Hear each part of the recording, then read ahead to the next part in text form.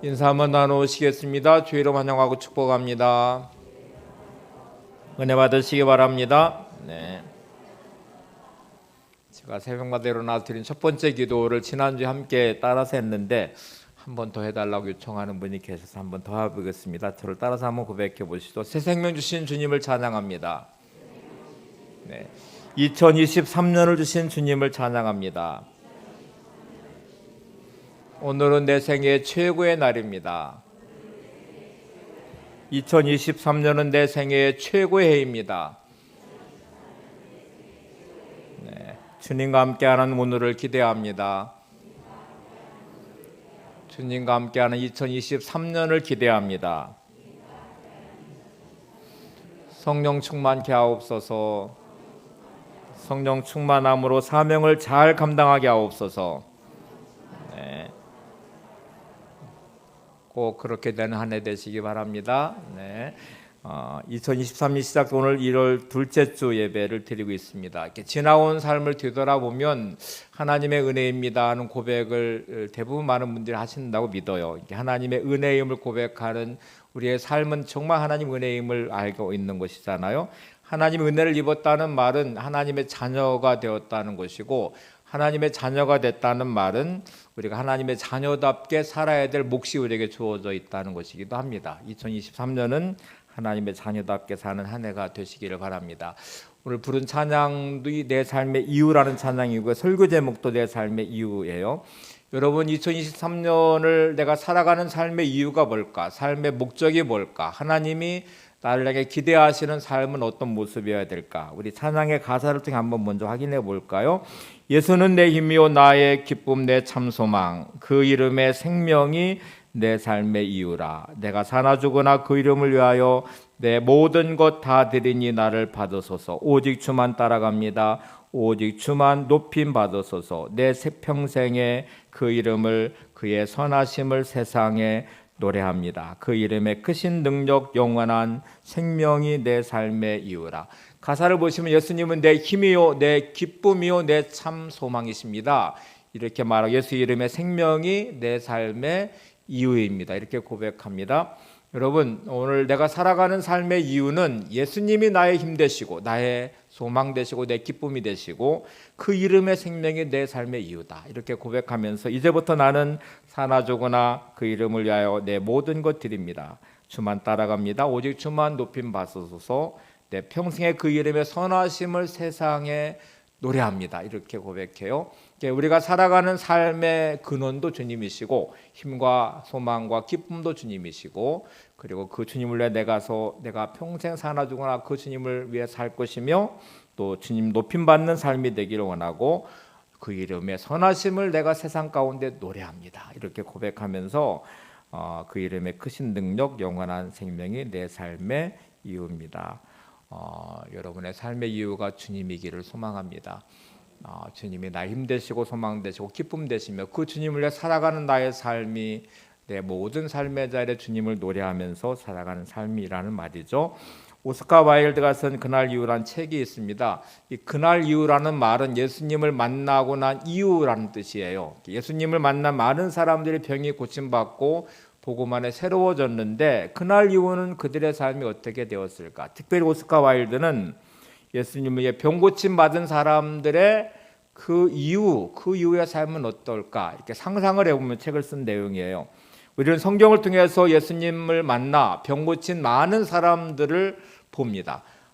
소경의 눈을 떴고 안진뱅이가 일어났고 죽은 자가 살아나는 기적을 경험하게 됐는데 성경은 거기까지만 기록되어 있잖아요. 그 이후에 그들은 어떤 삶을 살았을까?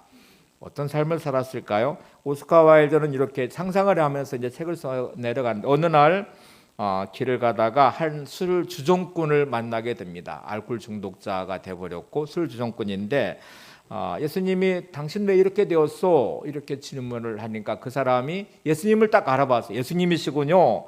제가 안진뱅이였을 때 예수님이 저를 일으켜 주셨는데 그때는 너무너무 좋았고 행복했는데요. 예수님, 제가 안진뱅이였을 때 구걸하는 거는 절대로 부끄럽지 않았습니다. 근데 내가 정상인이 되고 걸어 다니면서 구걸을 하려니까 부끄럽고 창피하기도 하고 또 제가 먹고 사는 문제가 막막해서 이렇게 술 주정꾼이 돼버렸습니다. 이렇게 대답을 했어요. 참 안타까운 일이죠.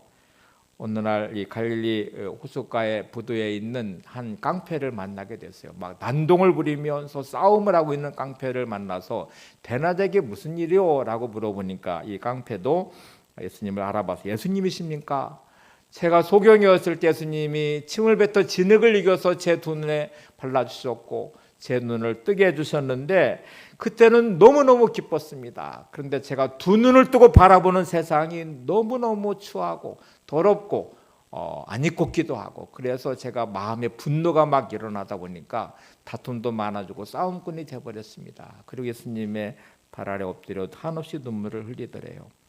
오스카 와일드는 우리에게 예수님을 만났습니까? 그 이후에 당신의 삶은 어땠습니까? 이렇게 질문을 하고 있어요. 여러분에게 한번 스스로 질문해요. 예수님을 만난 나는 그 이후의 삶은 어땠을까? 구원의 감격과 기쁨이 있었던 나는, 구원받아 하나님의 자녀가 된 나는, 그 은혜를 힘입어서 천국을 유업으로 이어받을 자 된 나는, 그리스도의 거룩한 신부 된 나는, 예수님을 만난 이후의 나의 삶은 어떤 모습인가? 23년에 나는 어떤 삶을 기대하고 있는 것인가? 예수님이 주신 이 구원의 가치는 하나님은 독생자를 내주시는 값을 지불한 것이잖아요. 가치라는 말은 그만큼의 값이 그 안에 들어있다는 말이거든요. 우리의 생명과 우리의 구원은 하나님으로 말하면 독생자를 보내준 값이고 예수님으로 말씀하면 자신의 목숨을 내주신 목숨값이에요. 여러분은 예수님의 목숨값으로 오늘을 살고 있는데 그 오늘의 삶을 어떻게 살고 있는지, 역시 값을 지불하면 그만큼의 값을 하는 거를 원하시잖아요. 여러분이 뭔 물건을 사시면 그 값만큼 뭔가를 해야 되잖아요. 하나님이 독생자를 내주신 값으로 구원받은다. 예수님의 목숨값으로 구원해 주신 다음에 주님은 야, 너 내 목숨값으로 너의 생명을 줬는데 너는 지금 어떤 삶을 살고 있어? 네가 나에게 기대하는 만큼의 삶을 살고 있는 거야. 하루하루 너는 예수님이 내가 너의 삶의 이유가 맞아? 너의 삶은 그만큼의 가치가 있는 것 같아? 너는 그런 삶을 지금 살고 있어? 이렇게 물어보시면 오늘 우리가 이 답을 해야 되겠죠. 많은 사람들이 건강하게 오래 사는 거 원합니다. 중요하죠. 건강한 거 중요하고 오래 사는 거 중요하죠. 어떤 분들은 부자가 돼서 돈을 많이 벌어서 좀 편안하게 살고 싶어요. 그것도 중요하죠. 열심히 일하시는 분들은 돈을 벌어야 되겠죠. 근데 여러분, 그거보다 훨씬 더 중요한 것은 바르게 살아야 되죠. 비겁하게 살지 말아야 되죠. 유치하게 살지 말아야 되죠. 예수님 목숨값으로 산 인생이 하나님의 영광을 위한 구원받은 값을 하면서 오늘의 내 삶을 살아가야 되겠죠. 근데 여러분, 그런 삶이 내게 오늘도 살고 있는 모습인가를 생각해 보시면서 그 삶의 이유를 좀 찾아보셔야 되죠. 많은 사람들이 행복하고 싶다고 말해요. 행복하기 위해서 내가 이렇게 열심히 일한다고 말해요. 맞아요. 행복해야 되죠. 어떤 분들은 돈을 많이 벌어서 행복하고 싶어요 라고 말하지만 돈을 많이 번 어떤 부자들이 불행하게 사는 모습도 의외로 많이 봅니다. 어떤 분들은 성공해서 행복하고 싶어요. 내가 권력을 얻어서 행복하고 싶어요 라고 말하지만 여러분, 성공한 많은 사람들의 그 고통도 우리가 알고 있어요. 권력을 얻은 많은 사람들의 불행도 보고 있어요.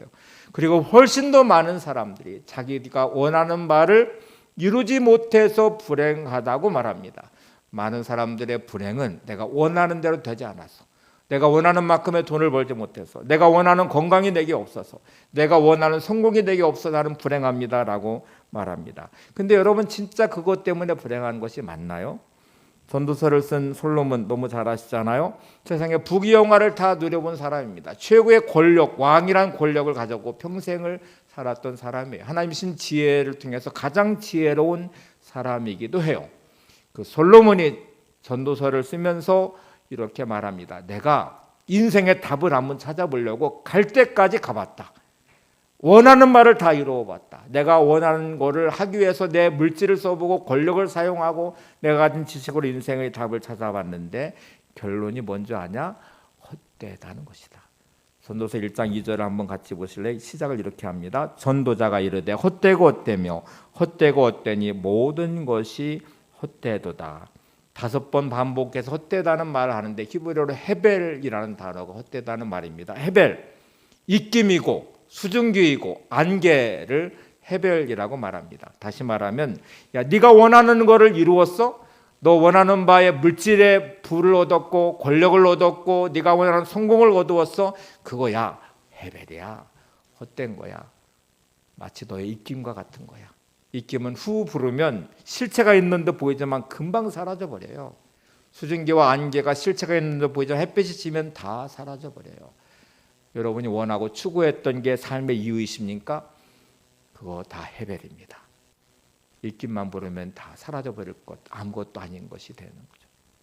근데 사람들은 그 헛된 것을 목적을 삼고 그것이 삶의 이유가 되어서 평생을 그렇게 살아요. 솔로몬은 야 나는 이미 왕이야. 나는 세상에 원했던 부귀영화가 다 있어 봤어. 나는 지혜의 사람이기도 했어. 그래서 수많은 잠언을 내가 썼어. 그런 내가 인생의 답을 찾아서 갈 때까지 가봤는데 그 끝이 뭔 줄 알아? 헤벨이야. 그거 다 헛된 거야. 이렇게 지금 우리한테 말하고 있어요.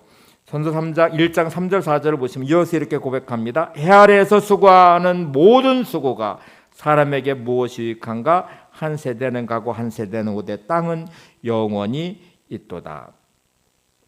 그러면 인생이 뭐예요? 그 헛된 헤벨이라면 그냥 하루하루 그냥 뭐 호랑방탕하며 그냥 뭐 사는 게 답이 아니겠어요? 이렇게 말할 수 있는데 솔로몬은 그거 말하고 싶어서 이 말을 한 게 아니거든요. 오늘 전도서를 오늘 1월 첫째 주에 설교 제목으로 삼은 이유는 그 헛됨의 인생을 쫓아가는 인생이 되지 마시라고 오늘 이 말씀을 드리는 거예요. 그러면 답이 뭘까? 솔로몬은 이 헛된 헤벨을 강조하면서 그러니까 진짜 인생에 답이 있는데 헛되지 않은 헤벨이 되지 않는 삶이 되려면 너는 이렇게 살아야 돼 하고 말하면 전도서 제일 마지막 장이 12장입니다.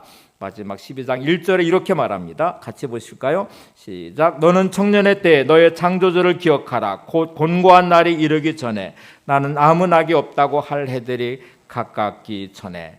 자, 솔로몬이 내린 결론은 이 헤벨의 인생이 되지 않으려면 너는 반드시 너의 창조자 하나님을 기억해야 된다. 이렇게 말합니다. 여러분 여기 청년의 때라고 말하니까 나는 청년의 때가 아닌데 이렇게 생각하시면 오해하신 거예요. 오늘 말씀에 청년의 때라 말은 그 뒤에 말씀을 쭉 읽어보면 곤고한 날이 곧 곤고한 날이 이르기 전에라는 말이 나오고 그 뒤에 죽음이란 단어도 나오거든요. 이 말은 내 인생의 남은 시간 안에 오늘 여러분 오늘의 이 시간이 가장 젊음의 때입니다. 오늘 이 시간은 청년의 때입니다. 아직 내가 뭔가 활동할 수 있는 시간의 때예요. 여러분 이 시간 예배의 자리에 나오셨는데 이 예배의 자리에 나오신 것 세월이 지나고 이제 몸이 움직일 수 없는 때가 오면 절대로 여기 나올 수가 없어요. 나오고 싶어도 못 나와요. 그래서 오늘 이 시간이 여러분 인생의 가장 젊음의 때이고 이 젊음의 이 시간은 반드시 하나님 창조자 하나님을 기억해야 되는 시간이기도 합니다. 제가 어제 오늘 권사님하고 통화를 했는데요. 병원에 입원해 계세요. 요양병원에 입원해 계신데 그분의 간절한 소망은 교회 나와서 예배를 드리는 거예요.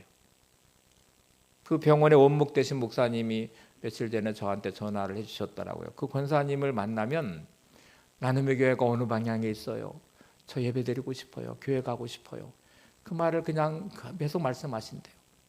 그 아드님도 전화가 와서 어머니한테 전화 좀 해주세요. 교회를 너무너무 가고 싶어 하는데 코로나 환자가 거기 병원에 있어서 외출이 금지되어 있어요. 너무 힘들어하세요. 그래서 전화를 드렸어요. 여러분 어느 순간에 나는 이 저전에 나와 예배하고 싶어도 예배할 수 없는 때가 옵니다. 오늘 성경은 메뚜기조차도 짐이 될 때가 온다. 너의 공고한 날 어느 날 너는 죽어서 조문객들이 왕래하는 시간이 너한테 온다. 그 날이 가까워지기 전에 그 날이 오기 전에 너는 너의 창조자를 기억하라. 이렇게 오늘 말씀하고 있어요. 여러분 내게 주어진 삶의 시간을 어떻게 살아야 될까? 헤벨이라고 하는 이 헛됨을 쫓아서 오늘도 거기에 목을 매면서 사십니까? 마치 그것이 인생의 목적인 것처럼 그것만을 위해 살아가는 삶이 된다면 어느 순간에 내 인생이 끝나는 그 시간이 내게 올 거예요. 전서 12장 5절과 7절 한번 볼까요? 5절 먼저 보세요.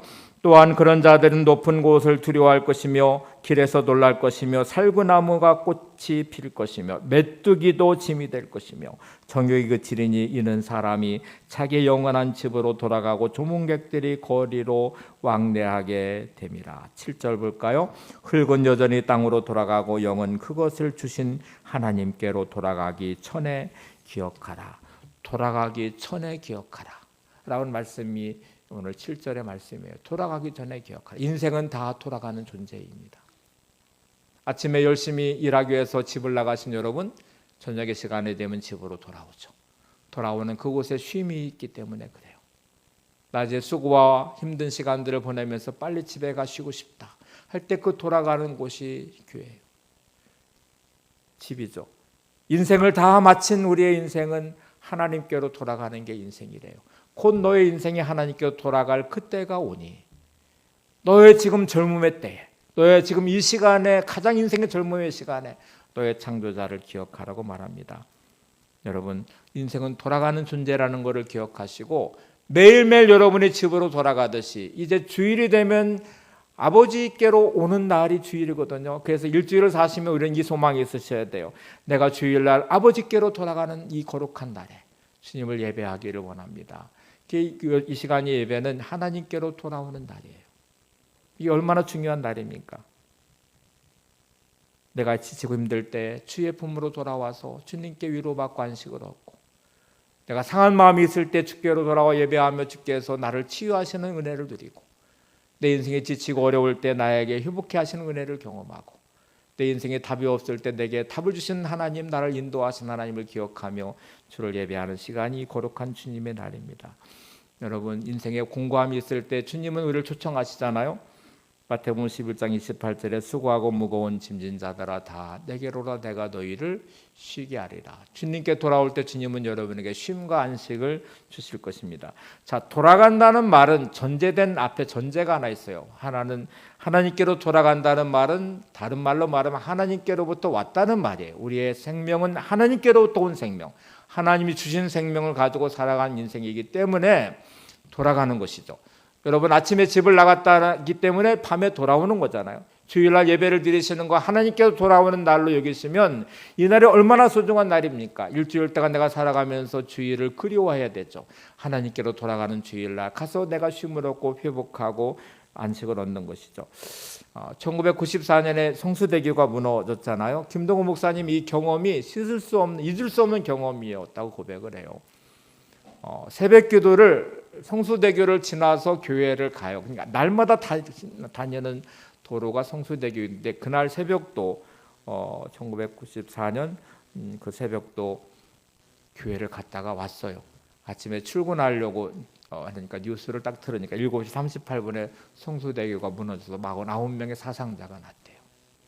그 순간에 너무 큰 충격이었습니다. 아무 생각 없이 건너왔던 다리가, 그 새벽에 갔다 왔던 다리가, 매일 갔다 왔던 다리가, 지금 출근하려고 했던 그 다리가 무너져서 49명이 죽었어요. 그래서 그는 생각을 바꿨다고 그래요. 어머니를 모시고 있었는데 아침에 나갈 때 항상 이렇게 인사했어요. 어머니 저 갔다 와요. 이렇게 말했는데 가는 건 가는 건데 오는 거를 책임질 수가 없더래요. 내가 어떻게 책임져요? 그래서 어머니한테 이렇게 인사를 바꿨습니다. 어머니 저 가요. 그리고 돌아와서 어머니 저 왔어요. 인사를 바꿨대요. 절대로 나가면서 갔다 올게요 라는 말을 할 수가 없더래요. 7시 38분에 다리가 무너질 때 그 다리 위에 있었던 학생들, 직장인들은 갔다가 다 올 줄 알았죠. 근데 가는 건 가는 거였는데 오는 거는 그날 다 죽었잖아요. 여러분의 인생은 어떠신 것 같아요? 오늘 내게 주신 내 생명이 내 것입니까? 하나님이 내게 주신 생명이잖아요. 하나님께로 반드시 돌아가야 될 인생인데 여러분은 돌아갈 준비가 되어 있으십니까? 오늘 주신 삶을 내가 믿음으로 살아내고 있습니까? 위렌 유어스비 목사님이 계신데 오늘날 교통사고를 당하셔서 이번에 인생의 전환점이 된 사고였다고 그래요. 140km로 달려오는 차가 정면 충돌을 했어요. 자기가 정상적으로 가고 있었는데요. 상대방에서 오는 차가 과속을 하면서 중앙선을 넘어섰고 자기 차를 정면으로 들여받았는데 중환자실에 들어갔어요. 살아난 게 기적이죠. 살아난 기적인데 깨어나고 나서 첫 번째 드는 생각 속에 말씀이 떠올랐는데 신명기 33장 25절이었다고 합니다. 한번 같이 보실래요? 내가 사는 날을 따라서 능력이 있으리로다. 따라서 해보세요. 내가 사는 날을 따라서 능력이 있으리로다. 네. 이 말씀을 딱 생각나는 순간에 내가 사는 이 날 하루하루가 하나님이 주신 힘으로 내가 사는 것이구나. 하나님의 은혜로 사는 것이구나. 하나님의 주시는 능력으로 내가 사는 것이구나. 이게 그냥 사는 인생이 아니구나. 우연히 사는 인생도 아니구나. 그 생각하는 순간에 너무너무 감사해서 눈물을 흘리며 기도하고 그는 생활을 바꿨어요. 그 순간부터 하나님과 연결된 삶을 시작했습니다. 매일매일 하나님이 주시는 능력으로 내가 사니까, 그 힘으로 사니까 오늘 이 삶이 하나님과 연결이 돼야 되겠구나. 하나님의 영광을 생각하며 살아야 되겠구나. 하나님의 뜻을 이루는 삶을 살아야 되겠구나. 이렇게 바꾸고 나서 그의 삶이 달라졌대요. 여러분, 여러분의 삶의 이유가 무엇인가요? 여러분은 무엇을 위해 사십니까? 오늘도 그 삶을 온전히 살고 계십니까? 되게 사람들은 행복하고 싶다고 말하고요. 기뻐하고 싶다고 말해요. 근데 이렇게 핑계를 대죠. 환경이 그렇지 않잖아. 저 사람이 나를 이렇게 고통스럽게 만들잖아. 이런 문제가 내게 있잖아. 그래서 나는 기뻐할 수 없어. 나는 행복할 수가 없어. 이런 상황이 어떻게 감사가 돼? 이렇게 말하시는데 여러분, 참된 기쁨과 행복과 감사는 환경과 문제로부터 오지 않습니다. 그건 하나님께로부터 오는 것이고요. 나의 사고방식으로부터 오는 것입니다. 이거를 설명을 해볼게요. 인지심리학자들이 이거를 연구를 했어요. 이렇게 사람들마다 반응이 달라요. 똑같은 상황과 문제를 만났는데 어떤 사람은 불평하고 어떤 사람은 감사하고 어떤 사람은 절망, 어떤 사람은 희망을 말하고 어떤 사람은 기뻐하고 어떤 사람은 슬퍼하고. 왜 그럴까?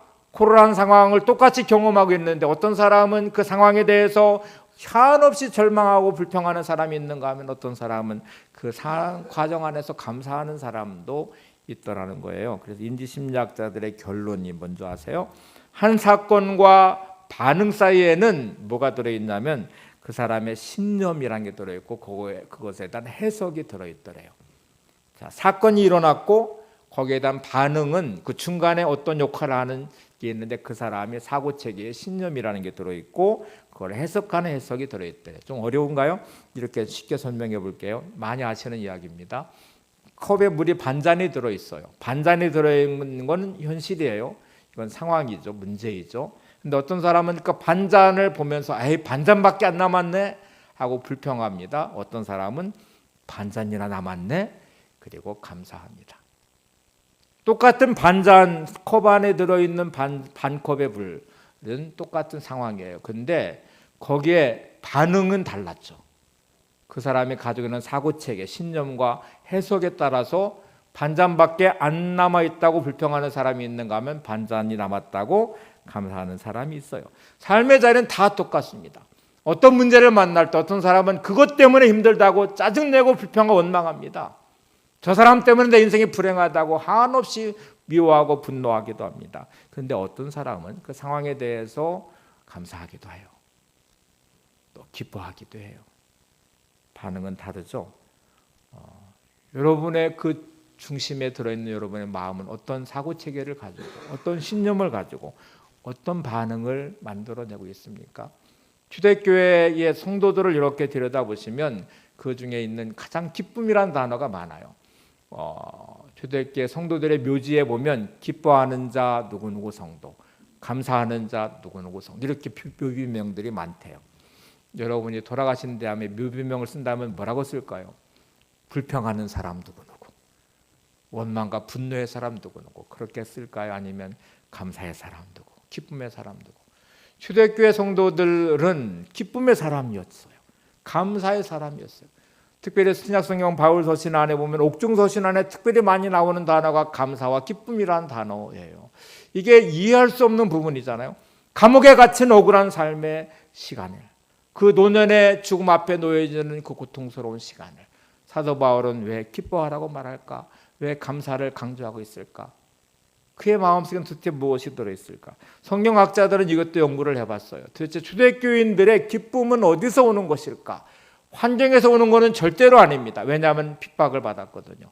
고난을 당했거든요. 많이 순교를 당했고 십자가에 처형당하고 많이 고통과 고문을 당하고 사도 바울은 목이 잘려서 목베임을 당했고요.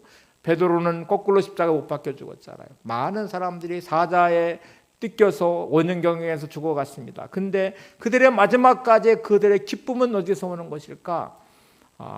그들은 성경학자는 이렇게 해석합니다. 믿음을 바탕으로 한 종말론적 사고방식이 기쁨을 지키게 만들었다. 그들은 고난을 당할 때마다 이렇게 생각했어요. 아버지께로 돌아간다. 내 인생이 끝나는 날 하나님이 나를 반겨주실 것이다. 하나님 나라가 내게 준비되어 있다. 사도 바울은 마지막 인생 영주를 마치는 그 순간까지 하나님께 받을 의의 멸류관을 소망하면서 그 믿음의 경주를 멈추지 않았어요. 여러분에는 믿음을 바탕으로 한 종말론적 사고방식이 있으십니까? 내가 아버지께로 돌아간다는 것 아십니까? 인생에 마치는 그날 내가 돌아갈 아버지 집이 있음을 내가 알면서 오늘의 시간을 감사하며 살아가는 삶. 자, 솔로몬이 내린 결론을 한번 볼까요? 제일 마지막 구절은 이렇게 말합니다. 전수서 12장 13절 14절을 보세요. 일의 결국을 다 들었으니 하나님을 경외하고 그의 명령들을 지킬지어다. 이것이 모든 사람의 본분이니라. 하나님은 모든 행위와 모든 은밀한 일을 선악간에 심판하시리라. 솔로몬이 깨달은 중요한 진리는 우리 인생은 죽어서 끝나는 게 아니라 반드시 죽어서 아버지께로 가는데 하나님께서는 우리의 모든 은밀한 것까지 모든 행위를 선악간에 심판하신다는 것을 알았어요. 우리 인생은 반드시 하나님 앞에 가서 결산과 계산을 해야 된다는 것이죠. 살아간 인생이 그냥 그렇게 끝나는 게 아니에요. 그래서 중요해요. 오늘 여러분의 산 삶은 선택해서 내가 산 것처럼 보이시지만 그것으로 끝나고 지나가는 게 아니고 하나님 앞에 가서 2023년의 시간을 살아온 여러분의 인생을 결산할 것입니다. 어떤 모습으로 살았는지, 어떻게 살았는지, 주신 시간을 어떻게 너는 사용했는지 이를 결산할 거예요. 그래서 솔로몬이 이렇게 말합니다. 일의 결국을 다 들어보니까 이제 해벨이 되지 않으려면, 헛되지 않으려면 너 하나님을 경외하며 살아야 돼. 그의 말씀의 명령들을 지키면서 살아야 돼. 이렇게 말씀하고 있어요. 여기서 심판하신다는 말, 결산하신다는 말은 죽어서 지옥 간다는 말은 일단 아닌 것처럼 들려져요. 예수님 말씀하신 것처럼 예수님을 믿는 순간에 영생을 얻었고 심판에 이르지 않으니 사망에서 생명으로 옮겨졌다고 하시니까 우리는 이미 예수님을 믿음으로 영생을 얻었고 사망에서 생명으로 옮겨진 하나님의 사람들이니까 이 심판은 지옥의 심판은 일단 아닌 것처럼 보여지는데 그럼 어떤 심판일까? 고린도서 13장 11절 15절에 보면 사도 바울은 이 우리의 심판을 이렇게 말합니다. 너 인생 살고 난 다음에 하나님 앞에 가면 그 공력에 따라 불이 나올 텐데 어떤 사람은 금이나 은이나 보석으로 지은 인생의 집이 있어서 그 불 가운데 그대로 공력이 남아있지만 어떤 사람은 나무나 풀이나 집으로 지은 인생의 집이어서 그 불에 다 불타버리게 될 것이다. 아마 이 심판일 것 같아요. 내가 열심히 인생의 집이라는 것을 지었는데 하나님 앞에 가면 다 없어질 것들, 다 불타버릴 것들, 아무 소용없는 헤벨의 인생을 사는 사람이 있을 것입니다. 성경은 이 인생을 부끄러운 구원을 얻은 사람이라고 말해요. 어떤 사람은 금이나 은이나 보석으로 지은 아름다운 집이어서 그 공력에 따라 그대로 남아있는 인생이 있다고 말씀하십니다. 여러분의 인생은 어떠신 것 같아요? 지금 내가 열심히 살면서 뭔가를 살아갈 삶의 이유와 목적이 혹시 나무나 풀이나 집으로 짓는 인생의 집은 아니십니까? 뭐가 그렇게 화가 나 계신가요? 뭐가 그렇게 애통해 하십니까? 무엇을 왜 그렇게 열심히 수고하고 노력하십니까? 우리가 아는 지혜도 하나 있어요. 내가 열심히 산다고 안 되는 것도 알아요. 내가 노력한다고 다 좋은 결과가 오는 것이 아니라는 것도 알고요. 내가 머리 좋다고 다 해결할 수 있는 것이 아님도 알아요. 내가 최선을 다했다고 다 잘 되는 것도 아닙니다. 여러분, 나는 최선을 다해 노력하지만 실패할 때도 있고요. 내가 머리가 좋지만 모든 걸 다 할 수도 없고요. 내가 아무리 힘쓰고 애써도 이루지 못하는 것이 있음도 알아요. 그래서 인생 앞에 우리는 겸손해야 되고요. 하나님의 영광을 가로채지 말아야 돼요. 솔로몬이 깨달은 지혜는 이 모든 것을 다 경험하고서 그 끝에 딱 서서 보니까 너의 지금 남아있는 이 시간에 너의 창조자를 기억하는 게 중요하다. 하나님을 경외하는 것이 중요하다. 그의 명령을 따라 살아가는 것이 중요하다. 그래서 이거를 너 놓치면 그 어떤 삶을 살든지 너는 헤벨, 헛된 것이야. 입김처럼 다 사라져버릴 것들이야. 사도 바울의 표현대로 말하면 하나님 앞에서 그 불로 공력을 테스트할 때 다 사라져버릴 것. 그래, 부끄러운 구원의 자리에 너는 서게 될 거야. 이 말씀을 하고 있잖아요. 여러분, 우리의 시간을 쓰는 거를 우리는 우선순위를 따라 씁니다. 여러분의 시간은 반드시 중요하다고 생각하는 것부터 하게 돼 있어요. 여러분의 인생에 가장 중요한 게 뭘 것 같아요? 다시 주일 얘기를 해볼까요? 주일이 되면 많은 사람들이 이 황금 같은 시간에 쉬어야 되지, 피곤한 몸을 다시 회복하다가 일주일을 살잖아. 이 황금 같은 시간을 내가 중요한 사람 만나야지, 내가 어디를 가야 되지, 이렇게 생각하시면 여러분의 시간을 쓰실 수 있죠. 맞습니다. 주일은 황금 같은 시간이에요. 근데 여러분 다시 생각해 보세요. 이 황금 같은 시간에 누구를 만나는 게 제일 중요할까요? 나의 인생을 책임지시는 하나님을 만나는 것보다 더 중요한 만남이 있으신가요? 나의 인생을 인도하시고 내 인생을 책임져 주시는 하나님을 만나는 것보다 내 인생에 더 중요한 만남이 있을까? 그렇게 따지면 예배가 목숨 걸어야 될 예배의 자리입니다. 이 날을 절대로 빼앗기지 말아야 될 자리예요. 가장 중요한 사람을 만나야 되는 날이 황금 같은 시간이라면 내게 가장 중요한 분은 언제나 주님이셔야 되죠. 하나님이어야 되죠. 우선순위를 빼앗기면 안 되죠. 근데 많은 사람들이 주님을 아주 우습게 알아요. 주님은 우리를 위해 목숨을 주시면서 너는 내게 가장 소중한 사람이야.